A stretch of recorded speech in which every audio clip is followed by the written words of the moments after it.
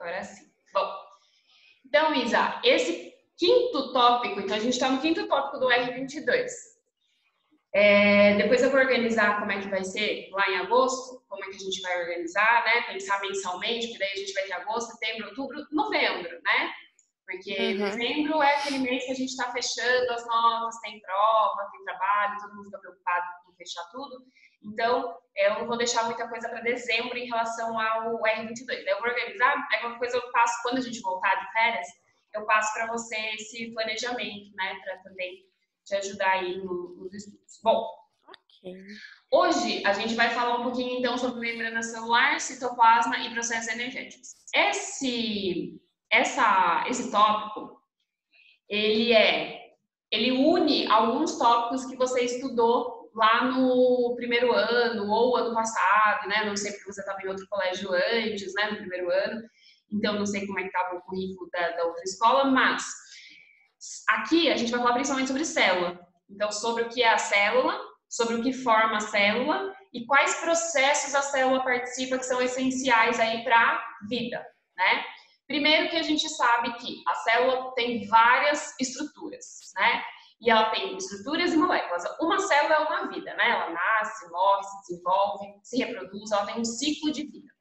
E dentro dela, ela tem estruturas que funcionam de determinados modos e cada uma tem uma função, que é o que a gente chama de processos metabólicos. Então, tem vários processos aí que acontecem dentro da célula de metabolismo que vai fazer com que ela funcione e permita a sobrevivência dessa célula. Uma das estruturas que a gente tem na célula são os envoltórios celulares. Envoltório é algo que envolve. Então, se eu estou falando em envoltório, eu estou falando que é aquilo que envolve a célula. Por exemplo, a membrana plasmática, né, é o principal. Então, uma célula, em volta dela tem a membrana plasmática e ela tem uma composição lipoproteica. Isso aqui, ó, que eu estou passando o mouse em cima, é uma membrana plasmática. A composição dela é lipoproteica, isso significa que ela tem lipídios, que é gordura, e proteínas. Isso, lipídios e proteínas. Então, ela tem duas camadas de fosfolipídios que tem proteínas associadas. Por que fosfolipídios? Porque são lipídios, gordura, associado ao elemento fósforo. Por isso, fosfolipídios. E ela tem duas camadas. Ó, tem uma aqui e tem outra aqui. Uma embaixo e outra em cima. Essa é a membrana plasmática. E ela tem proteínas aqui, ó. Isso aqui é uma proteína, outra proteína. E glicídios que têm o glicocálice. Os glicídios são um tipo de carboidrato também que alguns fazem parte aí da membrana plasmática, mas o principal é fosfolipídio e proteínas associadas a ela. O glicocálice, que é essa estrutura que eu mencionei aqui de glicídios, que é esse, parece um Y, né, na maioria dos desenhos aqui, ele é um revestimento que está mais externo à membrana. Então, repare que ele está em cima da membrana plasmática. E ele é formado por glicolipídios, carboidrato com gordura, e glicoproteínas também, carboidrato com proteína. E ele é encontrado nas células animais e de protozoários. Protozoários é um outro grupo de ser vivo que está lá no reino protista. Animais está no reino animal. E ele vai ajudar na adesão da célula, como a célula se adere a outras estruturas e pode estimular, inclusive, o processo imunológico de rejeição, né? Como, por exemplo, é ele que vai aderir a outros... Uma célula, ela é aderida a outra célula. Ela fica próxima a outra célula, já que somos seres pluricelulares, formados de muitas células. E com isso, eu preciso que uma célula e outra célula tenham adesão. É o glicocálice que faz isso. Essas glicoproteínas, chamadas de glicocálice, ficam aqui. Ela está localizada, né, externamente à membrana e tem também algumas células vão ter parede celular. Esse é um outro envoltório, então envolve a célula, tem a membrana plasmática, todas têm. O glicocálice, os animais e os protozoários. A parede celular, quem tem são principalmente os vegetais, então as plantas, as algas, os fungos e algumas bactérias. Nós, animais, não temos parede celular. A parede celular ela é responsável pela sustentação da célula. Ela é rígida, ela é formada de um tipo de açúcar, que pode ser celulose ou quitina, E ela faz, principalmente esses dois, também em bactérias a gente pode ter o peptídeo glicano, mas celulose e quitina são as principais paredes celulares que a gente tem, que dá sustentação para a célula. Bom, dito isso, então, a célula tem estruturas que envolvem, que formam ela, membrana plasmática, glicocálice e parede celular. Ela tem permeabilidade, porque de vez em quando algumas substâncias precisam entrar na célula e outras substâncias precisam sair. Permeável é algo que permite a passagem de um lado para o outro. Então, tem a célula. Então, vamos supor que o meu estojo aqui é uma célula. O tecido do meu estojo aqui é a membrana plasmática. Esse tecido, pensando nele como membrana plasmática, ele permite que passe substâncias daqui de fora para dentro e de dentro para fora, para o outro lado. Ele tem o que a gente chama de uma permeabilidade seletiva. Ele seleciona o que entra e o que sai da minha célula. Né? Que está aqui, ó, permeabilidade seletiva. Controla a troca de substâncias. Controla a troca de substâncias entre o meio interno da célula e externo da célula. Funciona como uma porta aí de entrada e saída. Vai selecionar o que entra e o que sai. E para isso tem alguns processos. Transporte passivo, por exemplo. Transporte passivo é quando não há gasto de energia. Tem transporte passivo e transporte ativo. Transporte passivo não tem gasto de energia. Então, vai acontecer quando eu tenho íons e moléculas que vão se deslocar a favor do gradiente de concentração, ou seja, vai a favor do lado que está do mais concentrado para o menos concentrado. Se tiver muitos íons dentro da célula e poucos desse íon, vamos supor, potássio, tá? E tem íons potássio, tá cheio de íons potássio dentro da célula, e tiver menos do lado de fora, meio externo, vai passar do meio interno para o meio externo, né? Respeitando essa tendência de equilíbrio entre os dois lados. Pensem nesses dois lados, lado externo e lado interno da célula, dentro e fora da célula. A gente tem alguns tipos de transporte passivo, como por exemplo a difusão simples. A difusão é a passagem de substâncias através da membrana permeável, esse exemplo que eu dei para vocês, a favor do gradiente de concentração. Esse gradiente de concentração é isso que eu estava dizendo. Um lado está mais concentrado, o outro está menos, a passagem para ficar em equilíbrio. Ele acontece principalmente para a troca gasosa. Quando a gente respira oxigênio e libera gás carbônico. Lá no nosso pulmão, por exemplo, lá no nosso pulmão a gente tem estruturas chamadas alvéolos pulmonares. Lá nos alvéolos pulmonares é que acontece a troca gasosa. Como assim? O ar, até ele chegar no meu alvéolo, ele está dentro de uma estrutura, dentro do órgão. Mas ele precisa ir para a minha corrente sanguínea. Ele só vai entrar na corrente sanguínea quando ele chegar nos alvéolos e lá vai acontecer a troca. Nos alvéolos pulmonares chegam vasos sanguíneos que estão ricos em gás carbônico e o oxigênio está ali, né? Chegou nos alvéolos. Aí o seu oxigênio entra e sai gás carbônico a partir de um processo chamado difusão simples. É uma difusão, a passagem de um gás para dentro da corrente sanguínea e outro gás para fora. E aí esse gás carbônico que saiu da corrente sanguínea vai passar pelos pulmões, vai passar pela traqueia e vai sair pela boca, pelo nariz. A osmose. Você já ouviu falar em osmose? Lembra desses nomes que eu estou falando, Isa? Tem lembrança disso? Sim. Sim. Deve ter estudado. Não sei se você estudou no Único ou no colégio que você estava antes. Eu acho que foi no que eu estava. Né? Antes. Porque quando eu comecei a dar aula no Único, foi no meio do ano passado, né? Então teve aula antes com outras professoras.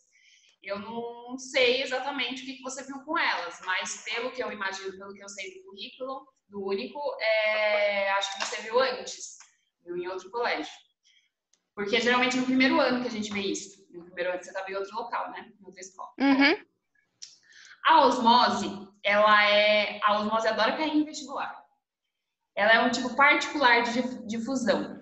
Porque é dessa passagem, respeitando o gradiente de concentração, passagem do meio mais concentrado para o menos concentrado, só que ela está relacionada geralmente à água.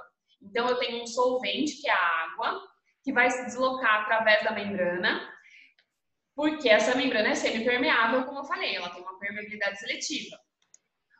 Quanto à osmose, né? Note que na osmose, a água se desloca do meio hipotônico, que tem mais água. Então, aonde eu tenho mais água, a água vai se deslocar, vai sair daí.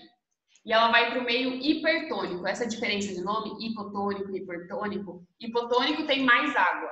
Hipertônico tem menos água. Se tem menos água, tem mais concentração de sais minerais, etc. Enfim.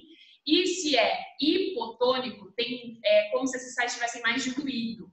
Né? Então, pensa quando você vai fazer um suco, sei lá, de pacotinho, né? Aquele Tang da vida, e aí você pode fazer esse suco mais concentrado ou menos concentrado. Pode fazer com mais água ou menos água. Se você fizer com muita água, você colocou lá 2 litros de água para um pacotinho de Tang, sem fazer propaganda do Tang, né? Mas é o que eu lembro agora, ele vai ficar hipotônico, porque eu vou ter pouca concentração da substância que faz o suco e muito mais de água. O suco vai ficar aguado, né? Ele está mais diluído. Se eu coloco lá, pego um pacotinho de Tang, coloco, ao invés de colocar 1 litro, como está recomendado na embalagem, eu coloco 500 ml só, vai ficar hipertônico. Vai ficar mais concentrado, eu tenho menos água. Né? Então, é um processo, esse processo da osmose é um processo passivo em que a água vai se deslocar, isso acontece na célula, respeitando esse gradiente de concentração. Isso acontece muito nas hemácias. As hemácias são células do sangue, né? Os glóbulos vermelhos. Hemácias são glóbulos vermelhos. E elas murcham quando são deslocadas em uma solução hipertônica, porque perdem água por osmose. Então, é isso que está acontecendo aqui, né?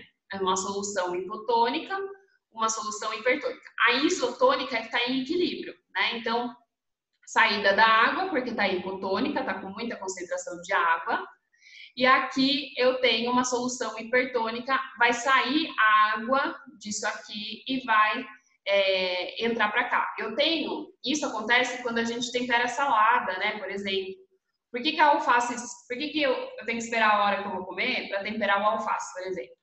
Porque quando eu temperei com vinagre, limão, sal, eu estou deixando o ambiente externo menos concentrado. E aí o alface perde água por osmose. Porque na célula do alface, que ele é como um ser vivo, formado por células também. Na célula da folha do alface vai ter mais água do que tem externamente. Externamente está cheio de sais, está muito concentrado fora. Então ela perde água, o alface perde água e aí ele murcha. Por isso que ele murcha, né? Então por isso que eu não posso, tem que esperar um pouquinho, né? A hora que eu for comer para temperar a salada, de preferência. É isso que está acontecendo aqui. Bom, agora, o transporte ativo é um transporte que tem gasto de energia. Então, não é passivo, né? Ativo e passivo é essa diferença. O transporte ativo ele vai ser feito contra o gradiente de concentração. Então, enquanto o passivo ele não gasta energia porque ele é a favor do gradiente de concentração, então do menos concentrado para o mais concentrado, o transporte ativo ele é contra esse gradiente, ele vai forçar um desequilíbrio químico. Por não ocorrer espontaneamente, é um processo que gasta energia, então ele não acontece espontaneamente. Ele depende da energia ser produzida e gasta para ele acontecer. E também depende de proteínas que fazem esse transporte. Essas proteínas são chamadas de ATPase. São proteínas que são transportadoras de substâncias. Então, eu preciso de energia para fazer com que essas proteínas liberem substâncias para dentro ou para fora da célula. A gente tem muitos processos celulares que dependem desse desequilíbrio químico aí. Né? O exemplo é a condução do impulso nervoso dos neurônios. Os neurônios são as células do nosso sistema nervoso. Acho que a gente viu um pouquinho disso esse ano, lá no comecinho. Os neurônios têm aquela célula que é alongada, tem os dendritos, axônios, né? Não sei se você lembra desses nomes. Os neurônios, a função deles é propagar o impulso nervoso, né? Tá no sistema nervoso. Só vai acontecer isso se tiver uma diferença iônica entre os meios externo e interno da célula nervosa. Então, se houver uma diferença de concentração do meio externo da célula e o meio interno. Essa diferença, ela acontece pelo funcionamento de uma, que a gente chama de bomba de sódio e potássio, porque é o sódio e o potássio que está relacionado aí nessa concentração. Então, eu preciso do gasto de energia, porque eu preciso, para a célula fazer a propagação do impulso nervoso, ora eu preciso de potássio dentro da célula, ora eu preciso de sódio dentro da célula. Então, aqui, esse P é o potássio, Na é o sódio. Então, eu tenho... Não, potássio está aqui, né? Esse P não é, potássio é o K. Esse P é de ATP, esse P é de fósforo, esse P é de ATP. Por que ATP? Você lembra o que é ATP? Esqueci o nome. ATP significa adenosina trifosfato, que é de fósforo. Adenosina trifosfato é a nossa moeda energética. É o que fornece energia para a célula, porque ele libera calor e ele fornece energia. Então, eu preciso do fósforo para gerar uma molécula de ATP, e depois eu preciso também do sódio e do potássio aqui envolvido, né? Nas concentrações desses dois íons, que vai fazer com que esse potássio se ligue ao ATP para eu ter energia para fazer o impulso nervoso se propagar. A gente tem dois tipos de transporte que são importantes aí, que é a endocitose e a exocitose, que vai depender aí de certas alterações mais complexas da membrana plasmática. Vai envolver a formação de bolsas membranosas, eu já vou mostrar, que envolve aí o deslocamento de partículas maiores, que não atravessariam a membrana. Então, um exemplo de passagem, né, a gente chama de endocitose, o processo de captura de partículas. Então, partículas que são maiores, que não passam pela membrana plasmática, pela permeabilidade da membrana plasmática, o que acontece? Aqui está a membrana plasmática, aqui é o meio externo, aqui é o meio interno.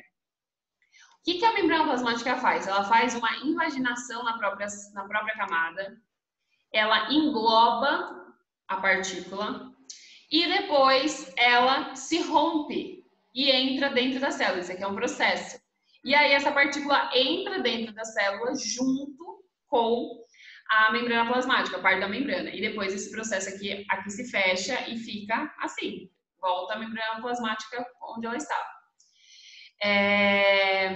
Isso é muito comum, né, para captura de partículas, que inclusive por células de defesa, né, vírus, bactérias, né, tem células de defesa chamadas leucócitos, que é do nosso sistema imunológico, que fazem isso, esse processo para quê? Para depois destruir essa partícula viral, essa bactéria, para ela não causar doença.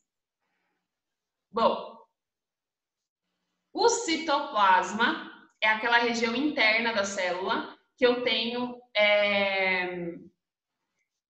onde eu tenho todas as estruturas. Então, eu tenho membrana plasmática, que é em volta da célula, eu tenho citoplasma, que tem um líquido gelatinoso, um líquido dentro da célula, onde tem todas as organelas. Nas células eucarióticas, está nos animais, nos vegetais, nos fungos, nos protistas, só não está nas bactérias, elas têm núcleo. Essa é a diferença entre célula eucariótica e célula procariótica. Célula eucariótica tem núcleo. Elas têm um núcleo organizado, envolto por uma carioteca, porque a membrana que envolve o núcleo chama carioteca, e ela tem citoesqueleto. Então, além das estruturas que estão dentro do citoplasma, tem também uma estrutura chamada citoesqueleto, que é formado principalmente de proteína, que dá suporte e sustentação à célula, é como se fosse o esqueleto da célula. As organelas membranosas, por exemplo, mitocôndria, retículo plasmático, ribossomo, todas aquelas que você já deve ter visto alguma vez na vida. E quanto as procariontes não têm essas estruturas, elas têm menos estruturas, elas não têm núcleo, elas não têm mitocôndria, elas não têm ribossomos, elas têm membrana plasmática, elas têm citoplasma. Não sei o que aconteceu aqui em cima, fez um barulho, não sei se você ouviu. Elas têm citoplasma e elas têm ribossomo, que produz proteína e material genético, mas elas não têm mitocôndria, várias das organelas que a eucariótica tem, que é mais complexa. Bom, né, citei elas aqui, a maioria estão aqui. E tem outras estruturas importantes que podem ter na célula, que são os cílios ou flagelos. Os cílios ou flagelos são estruturas que são produzidas pelos centríolos. Centríolos é uma outra organela que tem dentro da célula que serve para divisão celular. Ele ajuda no processo de divisão celular de uma célula para outra. Mas ele também pode produzir em algumas células cílios ou flagelos. O que são cílios e flagelos? Você lembra? Mais ou menos. Bem... Os flagelos, eles, tanto um quanto o outro, cílios e flagelos, eles são responsáveis pela locomoção da célula. Eles ajudam a célula a se locomover. O que é um cílio? O cílio... Não, vou falar do flagelo primeiro. O que é o flagelo? O flagelo, então, tem a célula. O flagelo é um prolongamento celular. É como se fosse uma cauda que a célula tem, que tem, por exemplo, uma célula que tem isso que tem nos seres humanos, é o espermatozoide no masculino, nos seres masculinos, né? O espermatozoide, ele tem um flagelo que ajuda na locomoção. Ele debate a célula, aquele flagelo se debate e ajuda na locomoção da célula, né? Agora, os cílios, a diferença é, o flagelo tem, a célula só vai ter um prolongamento longo. Os cílios são curtos e é em volta, toda a célula ele tem cílios, igual os cílios dos nossos olhos, né? É em volta de todo o olho. Então, são prolongamentos mais curtinhos que tem ao redor de toda a célula e também serve para locomoção, porque esses cílios também se locomovem e com isso eles levam a célula para outro local. Então, serve para locomoção. Os cílios são menores e mais numerosos do que o flagelo. Tem várias células, né? Na nossa traqueia, por exemplo, a gente tem, né, que é o exemplo que está dando aqui na apostila, a gente tem cílios por toda a extensão da traqueia, que ajuda, eles se debatem, esses cílios da nossa célula, eles se debatem para quê? Para levar o muco que é produzido, a gente tem muco que é produzido nessa região, e esse muco precisa ser eliminado. Então, para levar o muco embora, esses cílios se debatem para a gente expectorar. E é por isso que pessoas que, por exemplo, fumam, tossem bastante, porque elas vão, o cigarro, a fumaça do cigarro, ela acaba fazendo com que as células percam esses cílios. Se perde esse cílio, gera acúmulo de muco na traqueia. E aí, com isso, a pessoa fica tendo que tossir, forçar para esse muco ser liberado. Bom, aqui a gente tem uma diferença... Oi, Isa, quer falar? Que horror. Ruim, né? Bem ruim. Mas, enfim. Aqui a gente tem a diferença entre a célula animal e vegetal, né? Célula animal e vegetal, as duas são eucarióticas, as duas têm núcleo, então, núcleo. Diferenças básicas.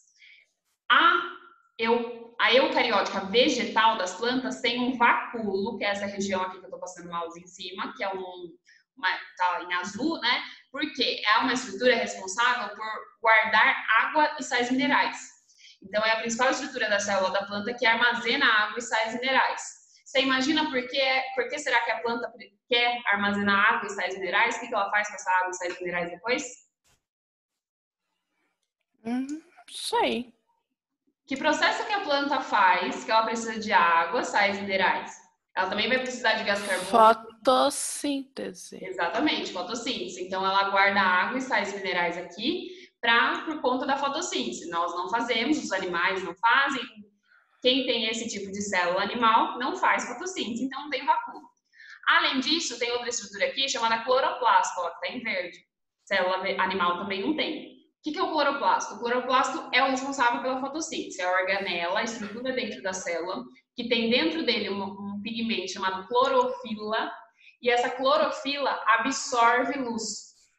Verdade. E essa luz que é responsável por transformar. A luz é energia. Então, a luz é responsável por dar energia para a célula conseguir fazer a fotossíntese, que é a produção do próprio alimento.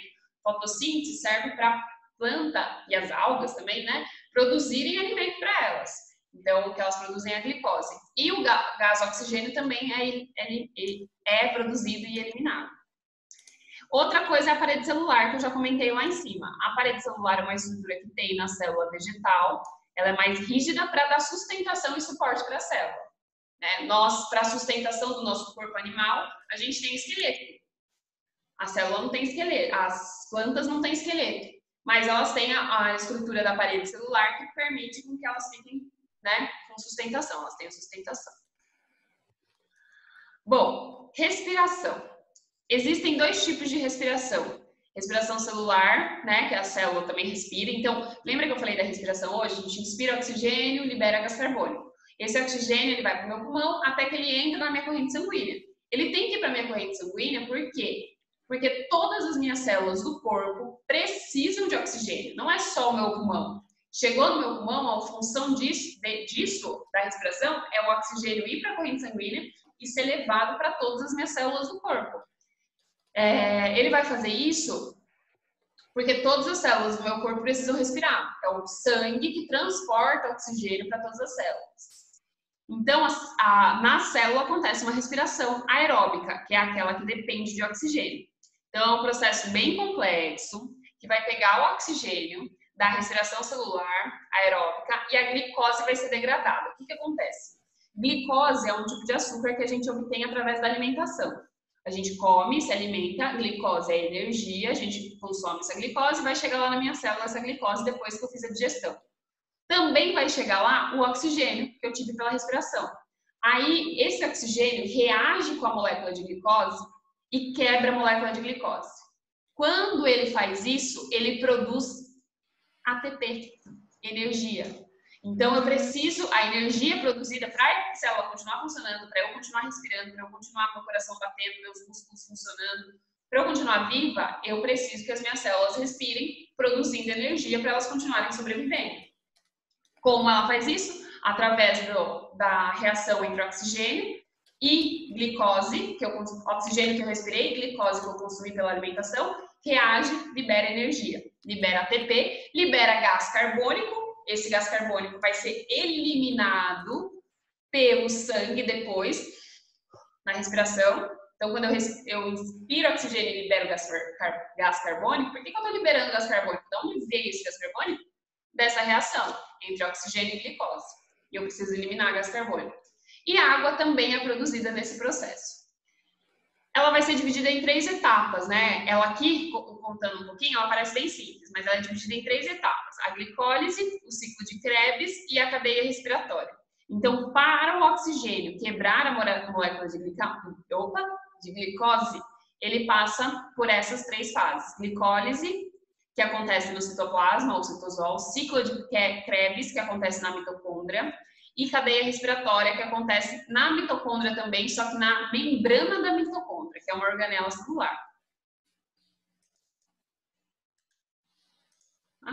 Então, essa aqui é a mitocôndria. A mitocôndria, ela tá aqui, por exemplo, aqui tem uma mitocôndria, aqui tem outra mitocôndria, aqui tem outra mitocôndria, ela é responsável na célula pela respiração celular, porque a respiração, parte da respiração celular acontece dentro dela, precisa dela para produzir energia, que é a função da respiração celular. Na glicólise, que é a primeira etapa, a glicose que eu consumi vai ser transformada em 2 moléculas. Ainda não acontece com a mitocôndria, vai acontecer lá no citoplasma. Ela vai ser transformada em ácido pirúvico, que é um ácido, e 2 ATP, 2-adenosina trifosfato, que são moléculas e também são formadas essas moléculas aqui de NADH2. Vão ser usadas depois. Depois que produziu já a glicose, foi transformada em 2 moléculas de ácido pirúvico e 2 ATP só que não são só 2 que vão ser produzidos, são mais. Ela vai para o ciclo de Krebs. O ciclo de Krebs, estou engasgando, estou falando tudo errado hoje. No ciclo de Krebs, as moléculas de acetil-CoA é o ácido pirúvico que foi produzido aqui. Vai lá na matriz da mitocôndria, aqui ó, essas estruturas membranosas são chamadas matriz. Vai lá na matriz da mitocôndria e vai consumir, vai fazer várias reações. Várias reações vão ser realizadas que vão consumir esse acetil-CoA. Esse ciclo vai produzir mais 2 ATP, então foi produzido 2 aqui, vai ser produzido mais 2, e também produz CO2, gás carbônico, NADH2 e FADH2. Quando esses elementos aqui vão para um outro processo chamado cadeia respiratória, vai acontecer na membrana da mitocôndria, vai acontecer aí agora as moléculas de NADH2 e FADH2 vão ser produzidas, que foi produzida na etapa anterior aqui, no ciclo de Krebs, elas vão ser utilizadas em outras reações. Essas outras reações vão permitir a formação de mais 32 ou 34, depende um pouco da célula, mas em geral são 32 ATPs. Então, na glicólise são produzidos 2 ATPs, no ciclo de Krebs, lá agora entrou na mitocôndria, mais 2 ATPs, e na cadeia respiratória, que também é na mitocôndria, mais 32 ATPs. Então, a maior parte da produção de ATPs acontece na cadeia respiratória, por isso ela recebe esse nome. Na cadeia respiratória acontece na mitocôndria. Mas então, para que tem esses dois aqui? Não estava bom só os 32 ATPs? Mas não tinha como acontecer a cadeia respiratória se eu não tivesse o ciclo de Krebs e a glicólise. E reparem que só tem a cadeia respiratória porque eu tenho a produção de NADH2 aqui. Eu tenho o uso, aliás, não a produção, o uso de NADH2 e FADH2. São duas moléculas. E esses dois são produzidos aqui, no ciclo de Krebs. E isso aqui só acontece porque eu tenho o acetil-CoA, que foi produzido aqui na glicólise. Então, é uma reação em cadeia, né? É todo um processo de respiração celular. No final das contas, eu vou ter 32 mais 2 mais 2. 36 ATPs são produzidos para cada molécula de glicose que eu obtive a partir da alimentação. É 36 ou 38, porque algumas produzem 34, mas a maioria das vezes é 36. Tem livro que nem considera 38. Bom, esse número varia, então, né, como eu falei, de acordo com o tipo de função celular. E essa aqui é a reação química, né, básica da respiração celular. C6H12O6 é a molécula de glicose. Essa aqui apresento para você é a glicose. Eu estou falando toda hora aqui. C6H12O6 é a glicose. A glicose precisa, ela produz, cada glicose produz 36 ATPs. Como que ela faz isso? Ela reage com oxigênio, só que quanto? 6 oxigênios. 6 O2, 6 gás oxigênio, 6 moléculas de gás oxigênio, mais 30 ADP.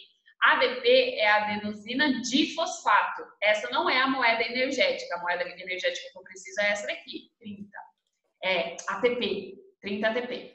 E 30 grupo fosfato, que é mais um fósforo que vai entrar aqui para tornar o meu ADP ATP, adenosina trifosfato, que é a moeda energética.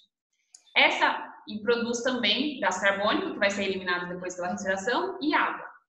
Essa imagem aqui é das etapas da respiração celular. Então, aqui é a célula. Aqui entrou a glicose dentro da célula. Vai acontecer a primeira etapa, chama glicólise. Produz 2 ATPs. 2 ATPs está aqui, vamos esperar, ele vai ficar esperando aqui. Mas também produz 2 NADH, mais 2 ácido pirúvico, que vai agora entrar aqui, que é o acetil-CoA, na mitocôndria, essa é a mitocôndria, e vai acontecer o ciclo de Krebs. O ciclo de Krebs produz mais 2 ATPs, mais 2 FADH2, na verdade é mais 4 NADH, é porque tem esses dois aqui que somou, que foi produzido aqui, que somou aqui, 6 NADH. Aí, esses elementos aqui vão para a cadeia respiratória, que acontece na membrana da mitocôndria. Esses 2 ATPs que foram produzidos vieram para cá, para a gente somar. Esses 2 elementos aqui vão para a cadeia respiratória e produzem mais 30, na verdade aqui está 26, né? Porque ele considerou, esse livro está considerando 2 informações que eu já vou comentar. Aqui tem 26 ATPs, formou mais 26 ATPs, mais 2, deu um total de 30 ATP. Só que, na verdade, tem algumas pesquisas que dizem que a maioria das células produz aqui 26 ATPs. Outras que dizem que produz 32 ATPs. Então, aqui, ó, estava 32 ou 34. Aqui estava 30, né? Porque ele está considerando estudos recentes, indicam, né? Então, tem essa variação aí. Mas a gente ainda considera que são produzidos no final da respiração celular 36 ATPs. Que seriam 2 aqui e 32 aqui, um saldo total de 36.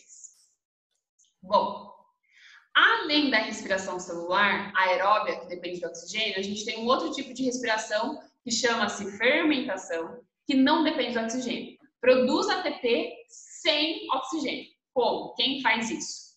Eu chamo esse processo de anaeróbio. Ele vai ser produzido a partir do ATP, ele vai produzir ATP, ele vai degradar a glicose, então precisa de glicose, e vai render no total 2 ATPs. a cada glicose consumida. Então, repare que a fermentação é um processo que gera muito menos ATP do que com oxigênio. A respiração com oxigênio é muito mais eficiente, ela produz muito mais energia do que a fermentação. Mas ela é importante também. E ela não acontece na mitocôndria, ela acontece só no citoplasma, também chamado de citosol. Opa! Isa, travou alguma coisa aí para você? Não. Nem a imagem do slide? Não. Não? Ah, estranho. Para mim travou, mas eu consigo seguir aqui. A fermentação, a primeira etapa da fermentação, ela vai ser a... Só tá aparecendo o negócio do Zoom. Como assim? Tá aparecendo o negócio do Zoom, a página inicial do computador. De qual computador? Do seu. Ué? O que tá aparecendo agora? O seu... Agora não tá aparecendo nada. Agora tá só o Zoom, né? É. Deixa eu dar uma olhadinha aqui. Bom, Tá aparecendo a sua raposinha. Ah! Entendi, peraí. Agora não tá aparecendo nada, né? Só o Zoom. Uhum. Deixa eu ver uma coisa.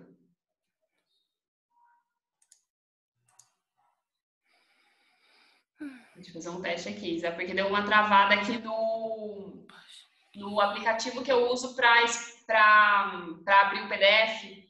Mas agora acho que voltou. Não sei por que ele fez isso. Vamos de novo. Vou compartilhar aqui a tela com você. Me fale o que você está vendo. Agora apostila. Beleza. Aí, então, a fermentação é esse processo, então, anaeróbio, que eu tenho produção de ATP, só que eu produzo 2 ATPs apenas, eu não uso oxigênio. Na primeira fase da fermentação, eu tenho, ela é muito parecida com a respiração celular, com a primeira etapa da respiração celular, que é a glicólise. Vai formar 2 moléculas de ácido pirúvico também e 2 ATPs. O destino desse ácido pirúvico que é diferente, ele não vai para o ciclo de Krebs, ele vai para a fermentação láctica de álcool, ele vai produzir álcool. A fermentação láctica vai fazer com que o ácido pirúvico vai transformar ele de ácido pirúvico para ácido lático. Esse processo é feito por bactérias, que são responsáveis pela fabricação de queijo, coalhada, iogurte, tudo isso depende de processo de fermentação. E também pode acontecer na nossa célula humana. Só que quando que acontece isso? Quando a gente está com falta de oxigênio, no exercício físico mais intenso, por exemplo. Só que a fermentação lática, ela é responsável pelo acúmulo de ácido lático, que provoca fadiga da fibra muscular. Quando você está fazendo uma atividade física intensa e você tem cãibra, é por conta da produção de ácido lático. O ácido lático, então, eu tenho lá, na célula está acontecendo. Eu estou gastando energia quando fazendo exercício físico intenso. Aí, o meu corpo entende, minha célula entende que o oxigênio que ela está recebendo pela respiração para produzir essa energia para eu fazer atividade física não está sendo suficiente. O que ela faz? Ela começa a fazer fermentação para suprir essa demanda. Ela faz a fermentação, só que na fermentação ela produz quem? O ácido lático. E esse lático, ele causa dor.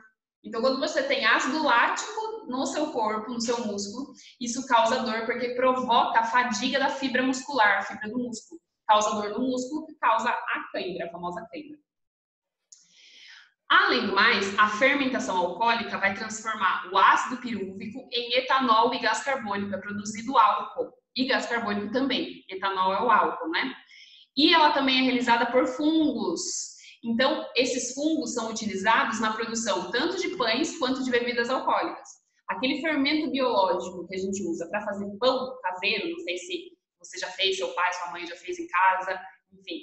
Pão, você precisa comprar um fermento que não é aquele Royal, que é chamado de fermento químico. Royal é a marca, né? É um fermento biológico. Esse fermento biológico, ele tem na composição dele leveduras, que é um fungo unicelular, que eu não consigo ver a olho nu, mas ele tá ali. Esse fungo, ele faz fermentação. Então, eu coloco fermento na massa. Quando o fungo se alimenta da glicose da massa, fazendo fermentação, o que ele vai fazer também? Ele libera gás. Que gás? Cadê? Gás carbônico. Quando ele libera esse gás carbônico, que acontece? A massa cresce. A gente não faz a massa do pão, aí deixa a massa descansando para ela crescer. O que faz a massa crescer? Os fungos que estão lá dentro produzindo gás carbônico na respiração celular, na fermentação, e com isso, por isso que fica depois, você assou o pão, fica aquelas bolinhas, né? O pão fica fofinho e fica aqueles buraquinhos na massa. O que é aquele buraquinho? É onde estavam os gases, o gás carbônico que foi produzido pelo fungo. Outra coisa também é nas bebidas alcoólicas, porque eu produzo etanol. E fungos são usados na produção, por exemplo, de vinhos, de cerveja também. Tem então por isso que tem gente que... Então por isso que falam que o vinho ele demora para... Ele precisa fermentar, exatamente, para produzir. Ele precisa fermentar. A cerveja também é assim. O fungo que é utilizado chama Saccharomyces cerevisiae. Que é um fungo o queijo também, né? Queijo também, na fabricação de queijo. A gente tem muitos fungos utilizados na fabricação. Tem vários tipos de queijo, né? Tem um queijo que demora mais para ele apurar, tem outro que demora menos. Exatamente. Não é apurar, né? É que o queijo fresco, ele é de um tipo. Aí tem aquele queijo que ele é do queijo fresco, só que ele é mais grosso, esqueci, com a casca mais dura. Será que é o queijo Minas que você está falando? Não.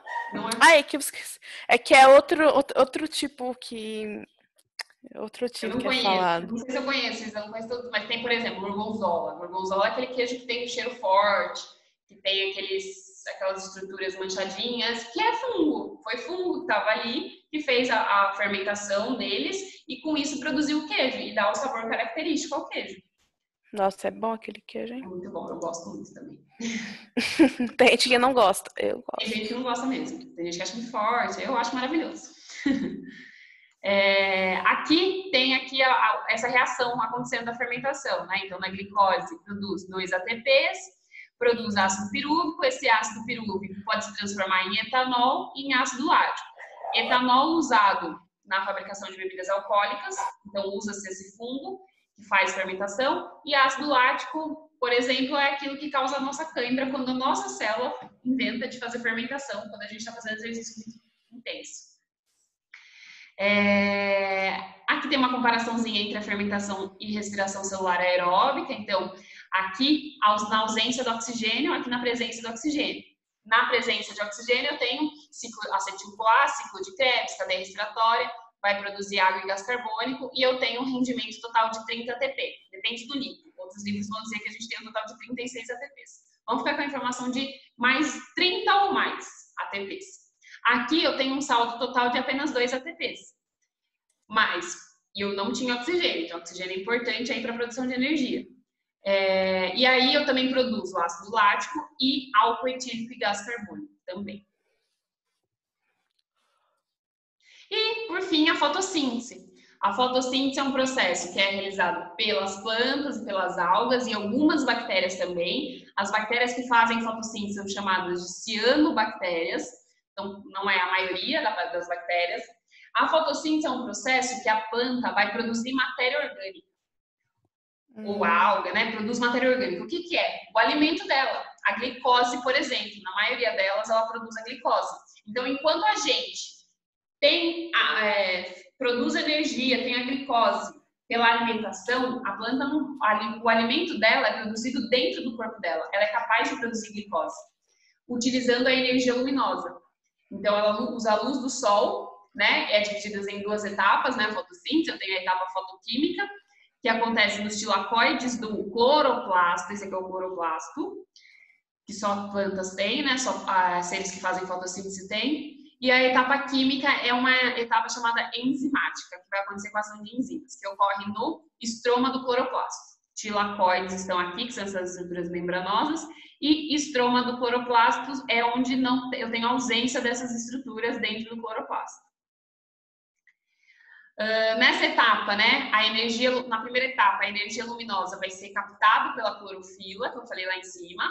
Clorofila é esse pigmento aí que é sensível à luz, fotossensível, é sensível à luz, percebe a luz, e vai acontecer uma série de reações bem complexas. Os eventos importantes dessa fase são fotólise da água, que vai ser quebrada essa água pela luz, e consequente liberação de oxigênio. Então, por que a planta precisa de água para fazer fotossíntese? Porque vai acontecer a quebra da molécula de água, libera a molécula da água é a H2O. Essa molécula se quebra, fotólise, pela ação da luz. Quando ela se quebra, libera gás oxigênio. Aí produz ATP e NADPH2, que vai ser utilizada na próxima etapa, que é a etapa chamada de enzimática, que também é chamado o ciclo de Calvin-Benson, ou ciclo das pentoses. Enfim, tem vários nomes para a mesma coisa. Nesse ciclo, nessa próxima etapa, na etapa mais química ou enzimática, o gás carbônico vai ser absorvido, e a planta também precisa do gás carbônico para fazer a fotossíntese. Então, absorve o gás carbônico da atmosfera, que vai ser fixado e utilizado para a produção de glicídios, que é o carboidrato que a planta precisa para ter energia.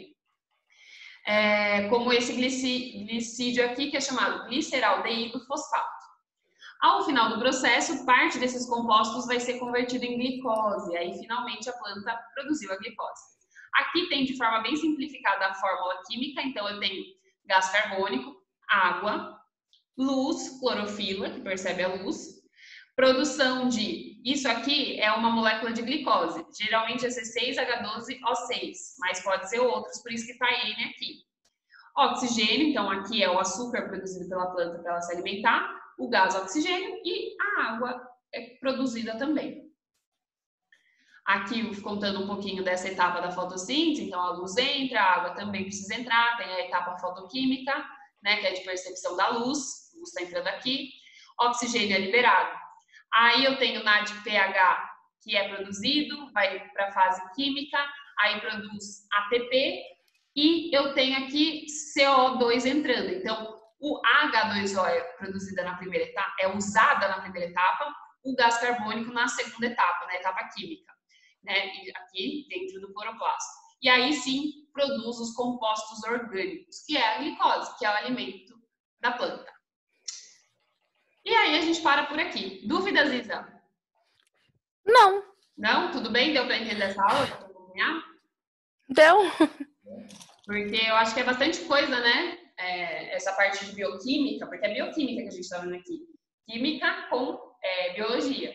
E aí talvez apareçam alguns nomes que eu não sei até que ponto você tem familiaridade, o que você viu em química já, né? O que está vendo, dependendo do que você está vendo ajuda.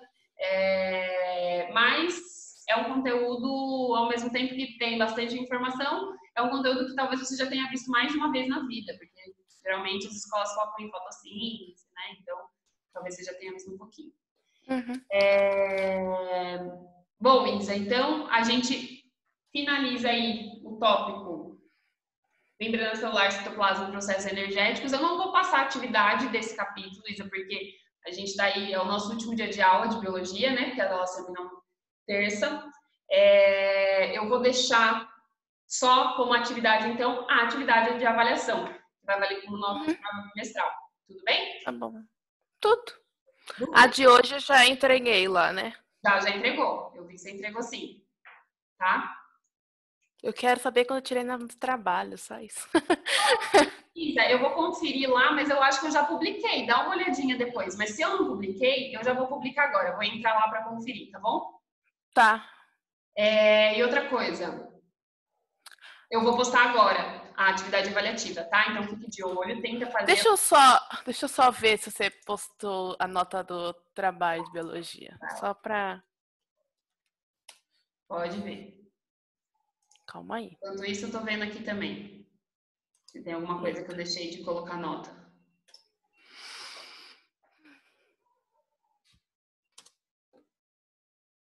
Trabalho mestral de física. Ah, tá aqui, sim. Então, beleza. Achei. Então, ó. 8. Tá. 8 de trabalho. E aí, o que eu quero, Isa? Que você hoje. Você tem mais live hoje? Não. Não? Então, eu vou postar já. Se você estiver tranquilo agora, seria legal que você começasse a dar uma olhada lá, porque daí se você tiver dúvidas, eu consigo atender você aí nesse horário, porque a gente ainda está em aula até 11h30. Aí... Não dá para mim fazer agora. Tá, então beleza. Tranquilo. Aí, se você for ter dúvida de alguma questão, alguma coisa que não entendeu, você pode me perguntar, pode ser no WhatsApp mesmo, não tem problema. E aí eu te ajudo, tudo bem? Tudo. Eu tô tranquila hoje. Tá bom, então. Tá. Então, se cuide, beijos e Já fiz todas as atividades das outras matérias, agora eu tô livre.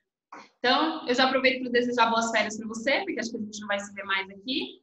Boas Ganhei até um lanche da Lívia. Muito bem, parabéns. Caramba, hein? Legal. Por que você ganhou um lanche?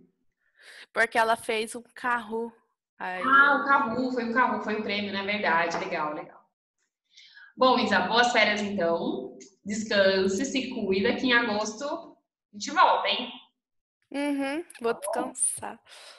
Então, Ai, ai. tô à disposição, vou postar, mas, ó, dá 5 minutinhos que eu já tô postando lá, tá bom? Tá.